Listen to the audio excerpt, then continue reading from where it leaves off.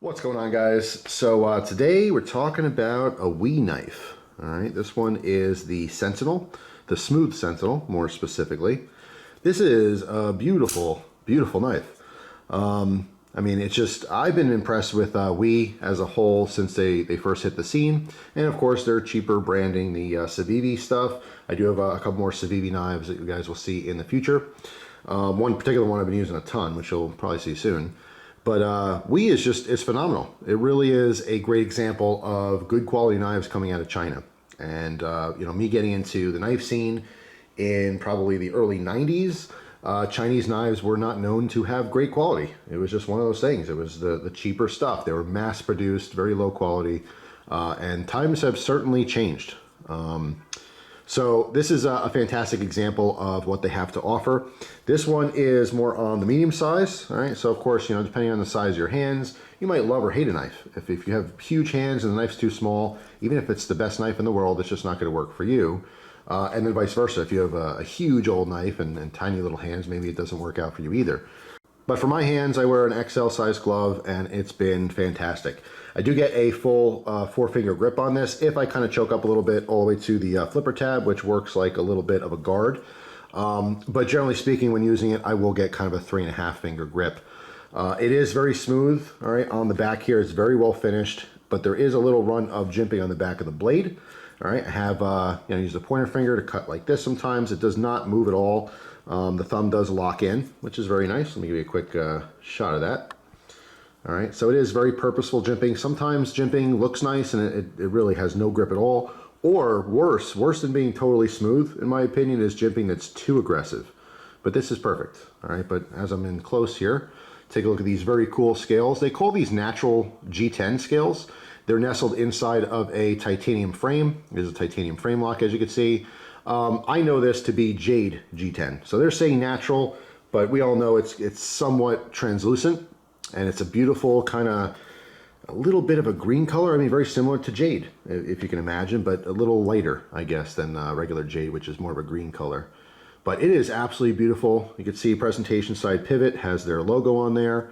All right, the back is our pivot screw. All right, this one has perfect lockup, no issues at all with the lockup. All right, the blade on here is 2.97 inches. It is one of my favorite steels, CPM 20CV. It is flat ground. This thing cuts like a saber. It is ridiculously sharp, all right out of the box. Since I've been using this, all I've been doing is just lightly stropping it. There's also a kind of heavy stonewash finish on this. It's almost, it's not quite a black wash because it's still kind of gray and it's not that dark, but it's definitely darker than, you know, satin. So it's a kind of an interesting finish. It does not really want to show scratches that much, which is fantastic. Especially, you know, if you're using your knives hard and you don't like that look of a worn knife. But this thing has a nice little tip on it, very utilitarian blade shape, all right? Not a whole lot of belly, just a little bit towards the front. We have a full flat edge here as well.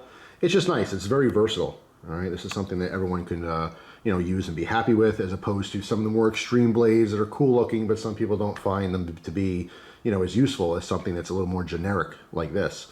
As far as closing, all right, the only issue I have with this knife, and I wouldn't even call it a huge issue because I've overcome it, is when I first got it, for some reason, sometimes when I pushed over the lock bar, it didn't feel like right there. If I don't push it over enough, it almost feels like it feels as if it's pushed all the way over and it's locked, but then the blade won't shut, like right there. And it's just me not pushing it over far enough. That's all it was. I don't know the reason for it. I don't know if it's because of these inserts, how they line up or anything, but it's something that after a couple tries I got over very quickly. But again, that's the only issue that I've had. The knife has been wonderful. Now, of course, this one is a flipper. You can see the flipper on the back there. All right, there is jimping on it. It's kind of medium. It's not super low profile, but it's not sticking out way out there either. But just awesome. Flips out super, super fast. Again, the lockup is fantastic. There is no play at all anywhere. There is a lock bar insert in there, as you could probably see. All right, if you were to take this top scale off, you could access the screw for that if you had to replace it. But that's just so that the lineup with the lock itself and the bottom of the blade is stainless on stainless, all right, so that there's not any premature wear. A lot of times when you have titanium frame locks, the titanium is rubbing on stainless steel, and of course they can wear. So that's a nice little feature that you kind of expect on a more expensive knife. And speaking of price, this comes in at about $180. Unfortunately, this is sold out a lot of places, just super popular. There are other versions of this knife as well. If you take a look down at the pocket clip, you can see it is a deep concealed pocket clip. All right, this is right side tip up. All right, it is swappable to left side tip up, but not to tip down. All right, but most people prefer tip up these days anyway. But yeah, I mean, overall, it's pretty simple. There's not a whole lot of different, cutouts or finger trolls or anything like that. So it's pretty versatile depending on the size of your hand. You could have bigger hands and still enjoy it, as well as having tiny hands. You don't have to worry about where your fingers are going to line up.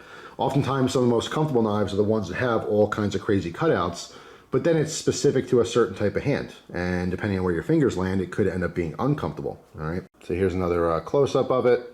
It's just really simple. There's not a whole lot going on here. It's just very, very well executed. All right, super smooth. Like, all the edges are just extra rounded. I do like the attention to detail with this insert. It's not an overlay, it's actually an insert. You can see precise cutouts here. There's no gaps or anything like that. So it's just very, very well done. This could definitely fall into the category of a gentleman's knife. Something very slick if you want to bring it to a wedding or a funeral or something like that.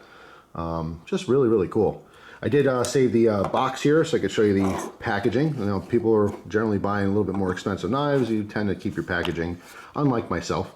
But I did keep this one for the video. Simple black box. Okay, so of course the gold logo on the front and a little sticker to let you know what it is. Smooth Sentinel.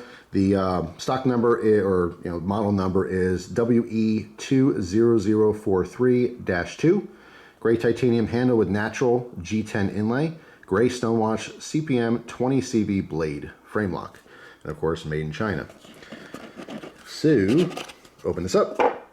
See, we got a cool WE sticker. Even though it's not this knife, it's still another model. It's nice to have freebies. I always consider decals and things like this, little cleaning cloth, to be freebies. So super cool. All right, and of course a little paperwork. Open this up real quick, see what they have to say.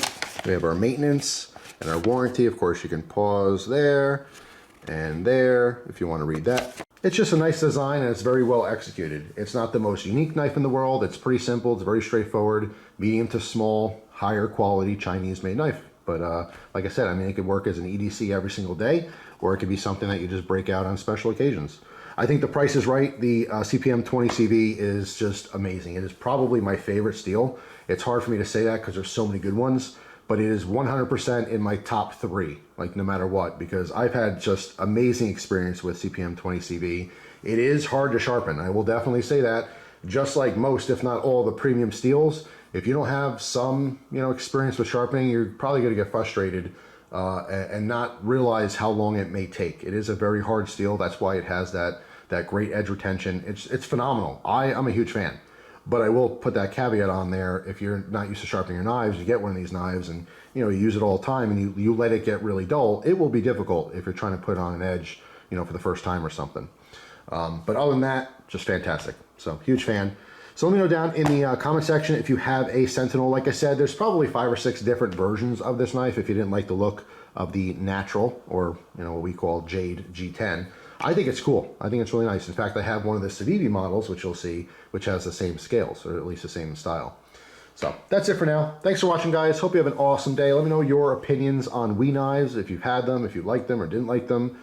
And same with Civivi. Civivi is just, similar designs, a little less quality as far as materials and stuff like that. I wouldn't really say that they're, like they have less good tolerances, but yeah, maybe in comparison, you're paying 40, 50 bucks for a knife. It's not going to quite be to that same level as a $200 knife or even more. But I've been very, very happy with both. Like I said, if you're on a budget or if you just don't want to spend a bunch on knives, Civivi is a great brand to look into. If you want something different than normal, I love CRKT, I love Kershaw. I love all these different, mid-level brands, but it's just different. That's all. It's just different. So thanks for watching, guys. Again, hope you have an awesome day, and I'll see you tomorrow with a brand new video. Take care.